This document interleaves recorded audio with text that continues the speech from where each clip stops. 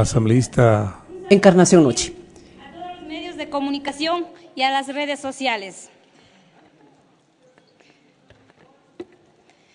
Hay días de la historia nacional que parecen extraídos de algún cuento de terror, sacados de la oscuridad y la desesperanza.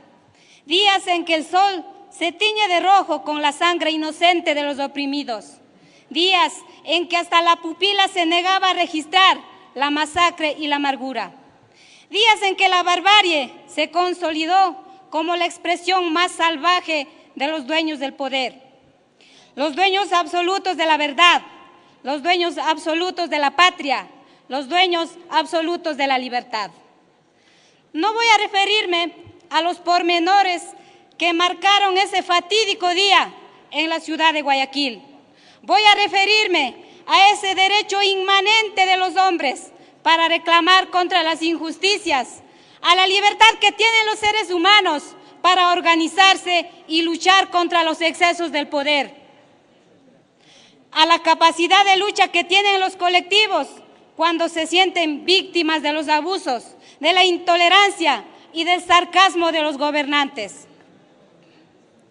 La historia recoge con pavor el paso leve de tiranos, dictadores y opresores que, haciendo del fanatismo su credo y su legado, pretendieron inmortalizarse y quedaron como lo que son, víctimas de sus propios complejos, que carentes de talento y capacidad para erigirse como verdaderos estadistas, pretendieron consolidarse como los ungidos, como los genios, como los redentores, y que quisieron imponer su voz como verdad, su criterio como ley y su ambición como recato. Estos pequeños personajes de la historia, cuando alguien levanta su voz, se asustan, vociferan barbaridades, enloquecen, ordenan el mayor castigo posible, criminalizan la protesta social, encarcelan, ordenan el mayor castigo posible, difaman, manejan la justicia, oprimen a las masas populares, esparcen el terror, creyendo equivocadamente que los oprimidos, por miedo, ya perdieron su dignidad. Pero aquí estamos, compañeros y compañeras, tal como decía Tupac Amaru, cuando los opresores los descuartizaban y sacaban sus extremidades. Volveremos y seremos millones. Y hoy somos millones de ecuatorianos que decimos, basta la mentira, basta la traición, basta tanta corrupción. Ciertamente, el 15 de noviembre de 1922, fueron muchos los cadáveres que tiñeron de rojo las aguas del río Guayas. Ciertamente, fueron muchas las cruces sobre el agua, que flotaron como saliente homenaje a los caídos. Fueron muchos los silencios que se escucharon.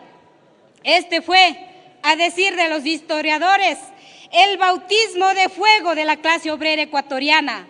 Pero el derramamiento de esta sangre inocente sirvió para regar el pensamiento rebelde y libertario de esas clases populares, que asimilando esta lección de la barbarie, se armó como el temple propio de quienes nacieron para pelear por sus derechos. Y con esta sangre inocente hasta el día de hoy, el pueblo ecuatoriano pelea contra los tiranos, contra los totalitarismos, contra los embaucadores que han azotado al país. Desde ese fatídico día, los trabajadores comprendieron que la necesidad de consolidarse entre sí era importante. Asumieron nuevas estrategias para inmortalizarse en la historia. Asumieron nuevos desafíos para imponerse contra las barbaries. Las lecciones de la historia son claras. Los grandes acontecimientos los hacen los pueblos. No hay predestinados, no hay genios, no hay locos aventureros, así acaparen el poder que perduren en la memoria popular.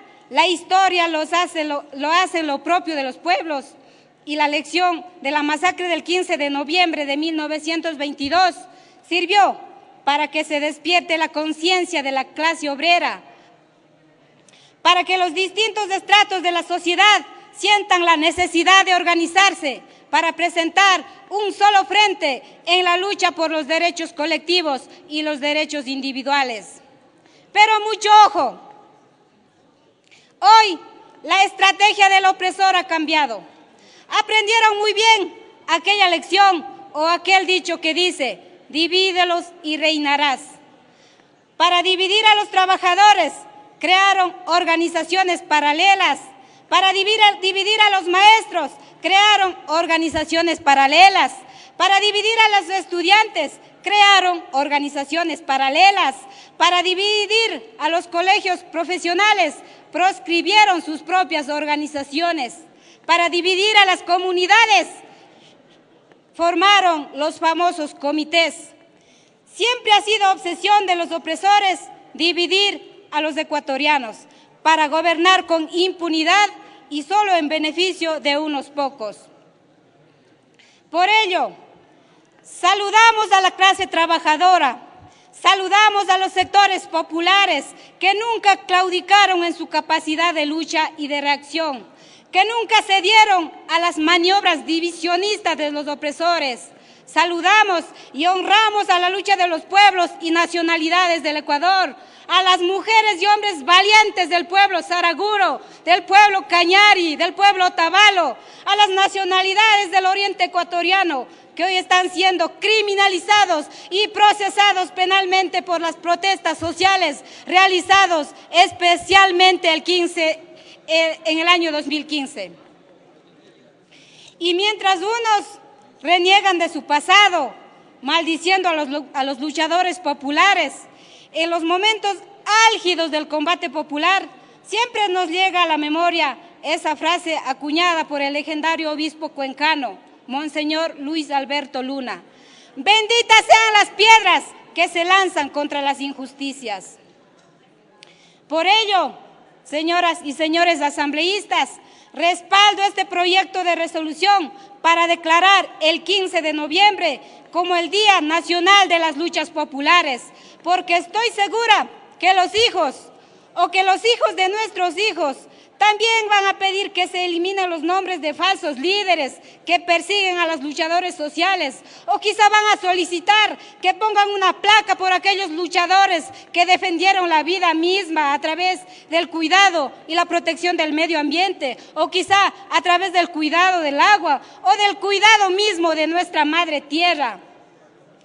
Finalizo recordando, señores asambleístas, que ningún tirano en el mundo ha pasado a la historia como un redentor de ideales populares, porque el peso de sus propios complejos y frustraciones lo delatan para el escarminio universal.